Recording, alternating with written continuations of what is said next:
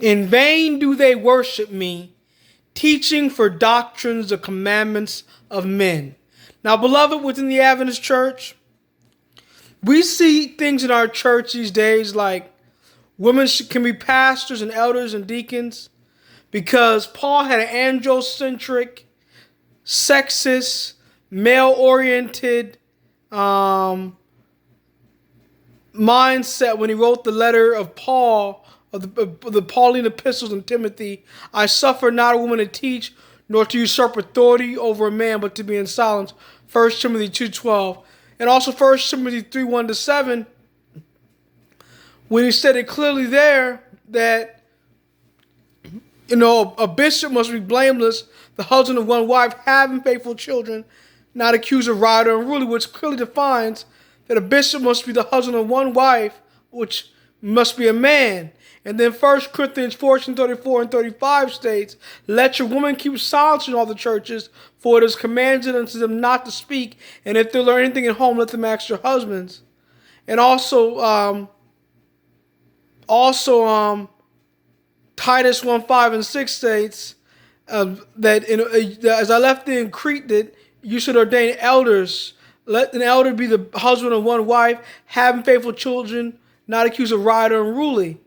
Now, beloved, within the Adventist church, these rulers give philosophy and say all that. We did a study on that in the Western civilizations. They say that is not needed in the Western civilizations.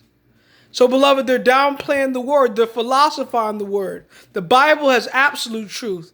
And it's just like this ecumenical dialogue they're having with Rome, giving awards to the Pope for World Youth Day. Just like this thing they're doing with evangelicals when they came and they tried to call the Seventh-day Adventist Church a part of the kingdom of the cults in the mid-1950s in Emil Andreassen's day. They yanked Emil Andreassen's credentials away from him, didn't give them back to him until he died, and fired him from his position in the church, and the state had to sue the church to give Emil Andreassen his money so he can provide for his family while he was living. So, beloved, it's a sad reality, and that's why 1 Timothy said, in vain do they worship me, teaching for doctrines the commandments of men. So what are those commandments of men? Traditions of men. Woman's ordination, Sunday service, Sunday sacredness, celebration of style worship, new theology, ecumenicalism, spiritual formation, dancing in church, jewelry, makeup. These are all traditions of men. They're not of God. They don't please God, beloved. In vain do they worship me, teaching for doctrines and commandments of men. Now, beloved, within the Adventist church, what must we do about this? We need to pray for our leaders, beloved. And then, beloved,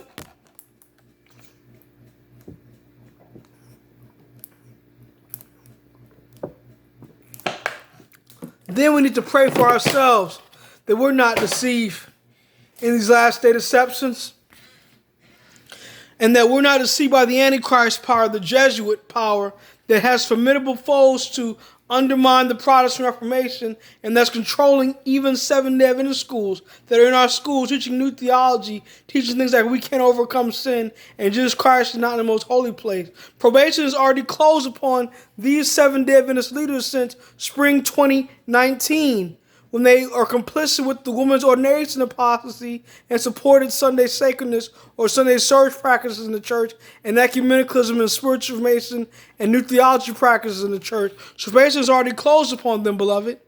And so we need to pray that we're not deceived. So, beloved, in vain do they worship me, teaching for doctrines and commandments of men. And we have a spring 2021 meeting with religious leaders right now in the Seventh-day Adventist Church, and they're deciding if they're going to discipline these unions and divisions who did not comply with the woman's ordination. Pray they re-elect Ted Wilson. Pray the General Conference membership re-elect Ted Wilson so he can deal with this issue in the church. This is why it says neutrality in a time of crisis in the church is cowardice. and we're to gain warmth from their treason and warmth from their cowardice. And she said, let there be war if we can't, if there's no peace. We're not to gain peace by compromise.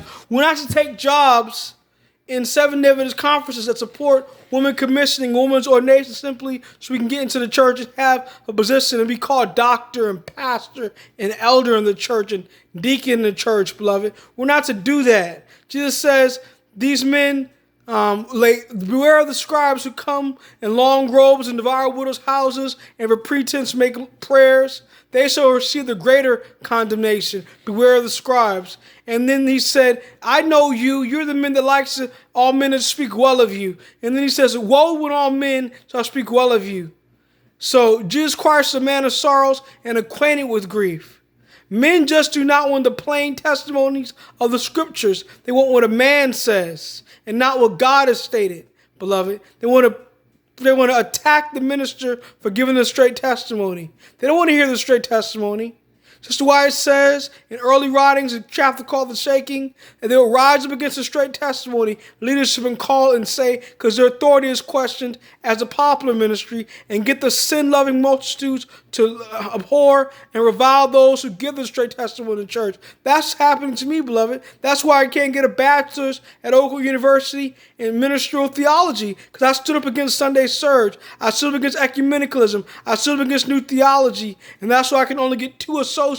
But beloved, after this, I may either go to Weimar, Heartland, and get true education for my graduate school, for my undergrad, finish my undergrad, and then do self-supporting ministry and not care anymore about apostate, regular line ministry. Most Congress and Father, please save from your kingdom.